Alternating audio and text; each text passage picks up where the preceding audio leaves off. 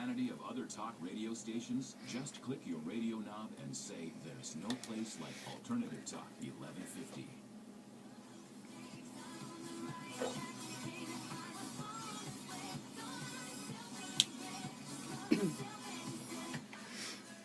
Welcome back, everybody. This is Jessica Butts on Femination, filling in for Debbie Whitlock today, my dear friend who is sailing around the Caribbean right now, who's in Cozumel, so we can all play a little violin for her as she's off doing something amazing. For those of you who are just tuning in, this is Jessica Butts. I'm a local psychotherapist and the author and creator of Live Your Life from the Front Seat. And this is something that I've actually been doing for a number of years. I've been, I don't even know how I came up with this, to be honest. I'm just a very visual, creative person. And so I've been doing type for about 15 years, probably almost 20 years actually, about 20 years.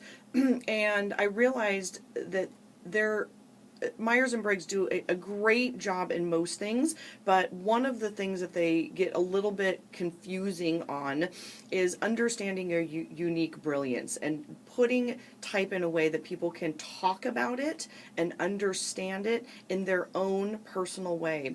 And so quite a few years ago, I came up with this idea of living your life from the front seat and this car analogy.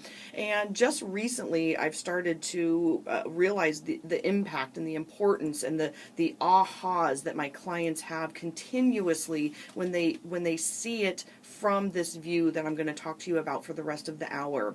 So let's jump into this idea of this roadmap. So at the beginning of the hour, I was talking to you about when I was in New York City and these two maps that I was given. And one was very vague and didn't have all the streets and was very confusing. The other one was incredibly detailed and told you exactly where you were going, how to get there, and where you were currently at the time. And to me, my system, this Living Your Life from the Front Seat, is very much like that. It tells you exactly what you should be doing and the areas in your life that you should be avoiding. So there's front seat passengers and there's back seat passengers. So I want everybody for a moment, whether you're at home or at the office or driving your car, which would be perfect actually, to imagine taking a road trip across the country in your car. So I have a little Mini Cooper, and whatever car you have, literally imagine yourself in that car, taking a road trip across the country. There's a driver, you, there's a co-pilot, and there's two people in the back seat. I have named them the drunk uncle in the back seat and the baby in the back seat. This car represents the 4 areas of your personality type. All of them are you. Each represents a different part of your personality. The two people in the front seat, the driver and the co-pilot, are your best selves.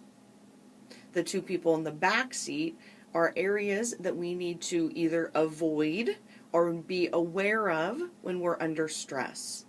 So I'm going to walk through these in detail, and then later in the show, I'm going to go through specifically each one of the different descriptions, and I'm going to go through an INFP description. So if you're listening now and you think you might be an INFP, this is going to be a great show for you to listen to, because I'm going to walk you through exactly what that is. My guess is a majority of the viewers or the listeners are in fact INFPs. That's kind of why I picked that one. So I think this will resonate with many of you listening right now. I also want to offer up on my website, there is a free 7-part video series. You just go to my website at jessicabutts.com.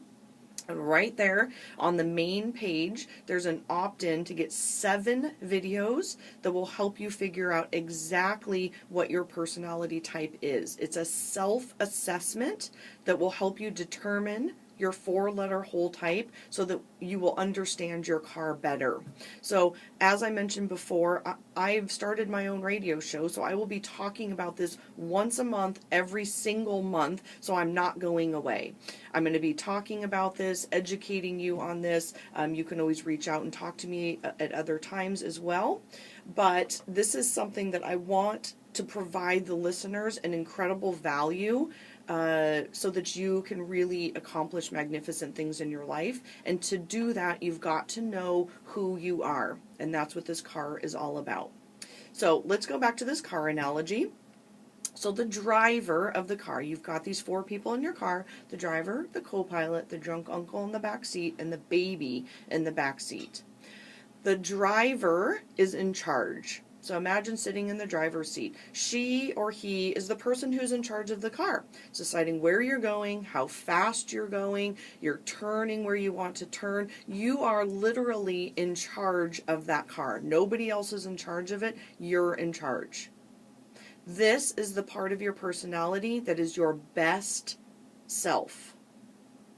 If you are an extrovert, this is what you show the world. You give your best self to the world. So the world sees your best self. If you're an introvert, you save that driver part of you for yourself. What the world sees of introverts is your co-pilot. So imagine now you've got someone sitting next to you on this trip across the country, and your co-pilot is there to help you with the maps, whether it's Bing Map or Google Maps, whatever it is, your iTunes, you're figuring out your music and where you're going and what you're going to be listening to. They might be helping you with maps and turns and directions, and they're also there for long conversation. This is your wingman, your co-pilot in life. These 2 people in the front seat are again really navigating this car. They're navigating where you're going in life. They're navigating the best parts of you. So if you are an introvert, what the world sees is this co-pilot. This is a really, really important part for all introverts to understand, because oftentimes they will say, people don't know the real me. And that's actually true. Because in order for people to get to know you deeply, they need to get very, very close to you in order to actually see your driver, because you save your driver for yourself.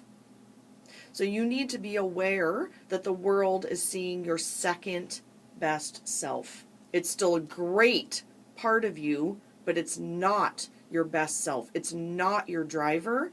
It's your co-pilot. So you have a whole nother part of you that the world is not experiencing. I'm not judging that in any way. I think it's fine.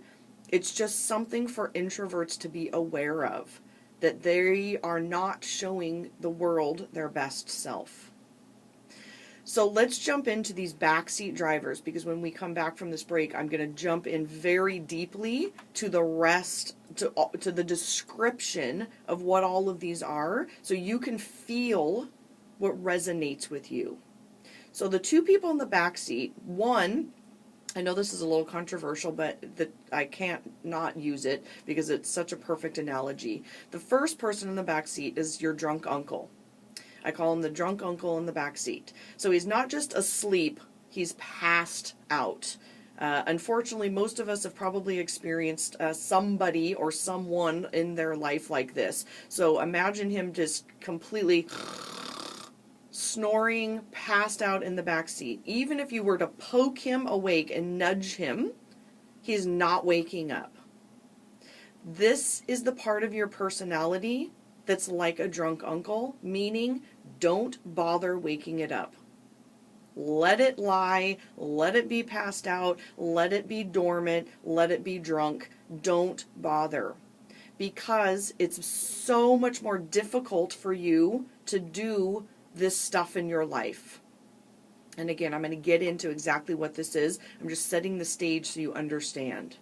So there are things in our lives that are like drunk uncles. We just shouldn't be waking them up, and we need to let them be passed out in the back seat. Okay? Last but not least, and probably most importantly, is we all go through times of stress in our lives. We're not human beings if we don't.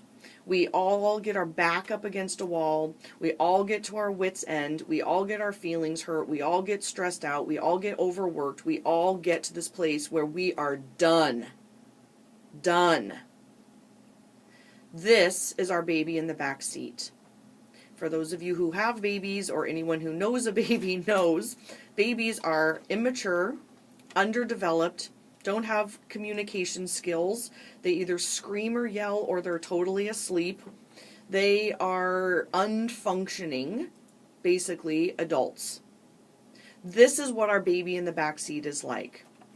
When we get pushed to our limits, this is what shows up. So, I also want you to visualize this is the exact opposite of your driver. So if your driver is extroverted, your baby in the back seat is an introvert. And so she hides, and she gets very, very quiet, and she goes away from the world, which is the exact opposite of how you normally are. If your driver is an introvert, what happens when you get stressed or pushed to your brink is you get loud.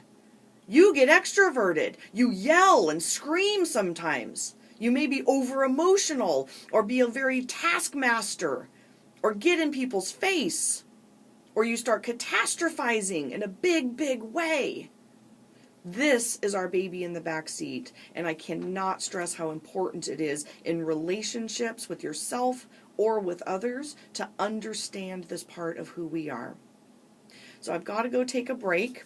I want all of you to digest that information as we take a few minute break. When we come back, I'm actually going to go through what all of these different scenarios could look like, and then we'll end the show really outlining what an INFP looks like. So thanks for listening. This is Jessica Butts on the Femination Radio Show.